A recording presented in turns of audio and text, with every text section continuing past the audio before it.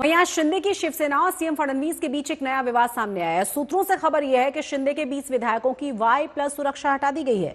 अब विपक्ष तंज कस रहा है कि वैलेंटाइंस वीक में महायुति में हो क्या रहा है, लेकिन बीजेपी और शिवसेना दोनों ही कह रही हैं कि विपक्ष के पास कोई मुद्दा है ही नहीं, इसीलिए वो जनता को गुमराह करने की कोशिश में है।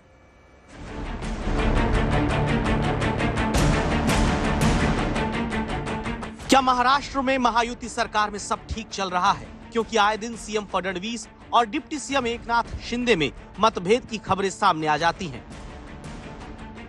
अब सूत्रों से खबर है कि महाराष्ट्र सरकार ने शिंदे की शिवसेना के 20 विधायकों की Y+ सिक्योरिटी वापस ले ली। हालांकि बीजेपी और अजित पवार के नेतृत्व वाली एनसीपी के कुछ विधायकों की सुरक्षा भी कम कर दी गई है, लेकिन ये संख्या शिवसेना के विधायकों से काफी कम है। इसीलिए इसे महायुति में दरार से जोड़कर देखा जा रहा है।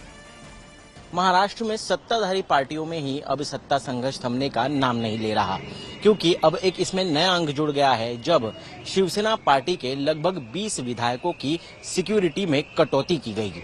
ये निर्णय मुख्यमंत्री और गृह मंत्री देवेंद्र फडणवीस के डिपार्टमेंट से लिया गया है। बताया जा रहा है कि सिक्योरिटी रिव्यू कमेटी ने ये निर्णय लिया है, जो कि मुख्य सचिव के अंतर्गत आती है। हालांकि इस रिव्यू के बाद एनसीपी और बीजेपी के विधायकों भी जो सिक्योरिटी कवर है उसमें कटौती की गई है, लेकिन सबसे ज्यादा विधायक जो है वो एकनाथ शिंदे के शिवसेना के हैं।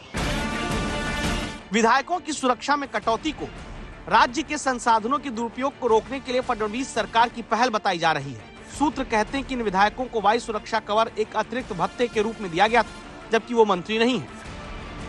इन विधायकों को 2022 में उद्धव ठाकरे के नेतृत्व वाली शिवसेना से अलग होने के बाद सुरक्षा दी गई थी, जिसके बाद महाविकास आघाड़ी सरकार गिर गई थी। अब विपक्ष को फडणवीस सरकार को गिरने का नया मौका मिल गया है। ये लोग जो कहते हैं हमेशा शिंदे गुट वाले, क्या हम टाइगर हैं, हम डरते नहीं, और जो उद्धव ठाकरे वाली शिवसेना है वो खत्म हो गई, तो आपको डर किसका है?